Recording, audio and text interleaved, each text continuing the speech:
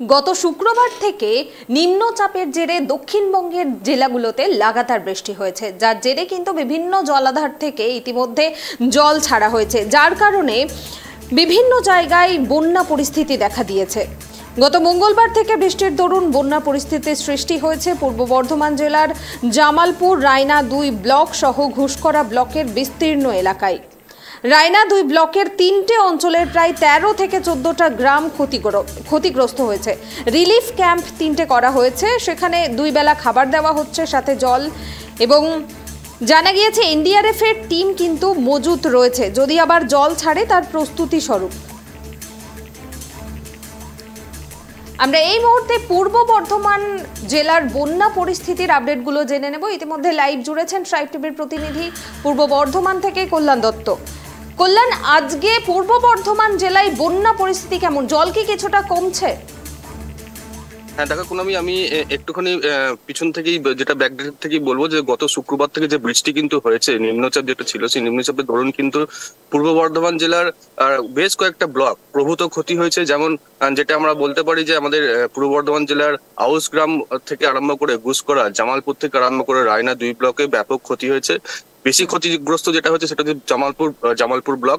যেটা আমরা জানতে পেরেছি যে জামালপুর ব্লকের প্রায় 12 থেকে 13টা অঞ্চল জলের তলায়, একদমই জলের তলায় ক্ষতিগ্রস্ত হয়েছে। সেখানে যেটা আমরা জানতে পেরেছি 19টার মতো, 18 থেকে 19টা কিন্তু রিলিফ ক্যাম্প খোলা হয়েছে।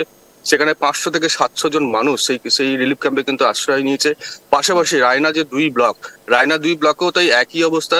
সেখানেও যেটা জানা গেছে যে 12 থেকে 13টা গ্রাম কিন্তু একদমই জলের তলায়, সেখানেও কিন্তু 2 থেকে 3টা রিলিফ ক্যাম্প খোলা হয়েছে। ইতিমধ্যেই সেখানে কিন্তু উচ্চপদস্থ প্রশাসনিক আধিকারিকরা কিন্তু ভিজিট করেছেন। গতকালই আমরা যেটা দেখেছি যে জামালপুর ব্লকে এসেছিলেন রাজ্যের মন্ত্রী অরূপ বিশ্বাস থেকে আরম্ভ করে প্রদীপ মজুমদার থেকে আরম্ভ করে জেলা প্রশাসনিক ব্যক্তিরা, তারা কিন্তু জামালপুর ব্লক ভিজিট করেছেন। পাশাপাশি আমরা যেটা দেখেছি যে মঙ্গলবার থেকেই কিন্তু সেখানকার জামালপুর ব্লকের প্রশাসনিক আধিকারিকরা কিন্তু ব্যস্ত ততস্থ ছিলেন।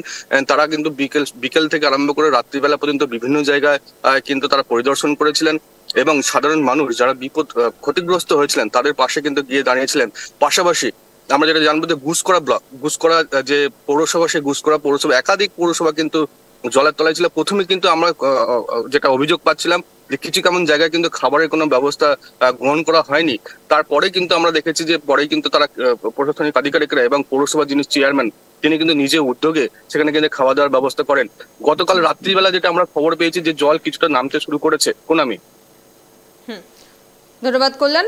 আপনাদের আবারও একবার জানিয়ে রাখবো, গত শুক্রবার থেকে নিম্নচাপের জেরে দক্ষিণবঙ্গের জেলাগুলোতে যে লাগাতার বৃষ্টি হচ্ছে, সেই কারণে কিন্তু বিভিন্ন এলাকায় বন্যা পরিস্থিতি দেখা গিয়েছে এবং বর্ধমানের বিভিন্ন এলাকাগুলোতে কিন্তু ভয়াবহ বন্যা পরিস্থিতি দেখা যাচ্ছে। এবং আপনাদের জানিয়ে রাখবো, পূর্ব বর্ধমান জেলার জামালপুর, রায়না 2 ব্লক সহ ঘুষকরা ব্লকের বিস্তীর্ণ এলাকা কিন্তু জলের তলায় চলে গিয়েছে এবং রায়না 2 ব্লকের 3টে অঞ্চলের প্রায় 13 থেকে 14টা গ্রাম কিন্তু এই বন্যার কারণে ক্ষতিগ্রস্ত হয়েছে।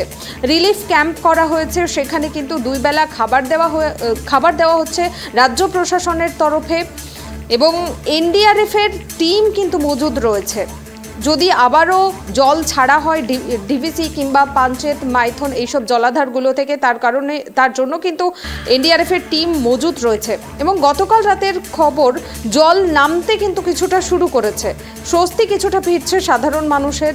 বিপর্যয় মোকাবিলা দপ্তরের টিমও মজুদ রয়েছে এবং যথোপযুক্ত ব্যবস্থা নিতে কিন্তু যথেষ্ট পদক্ষেপ গ্রহণ করছে রাজ্য প্রশাসন।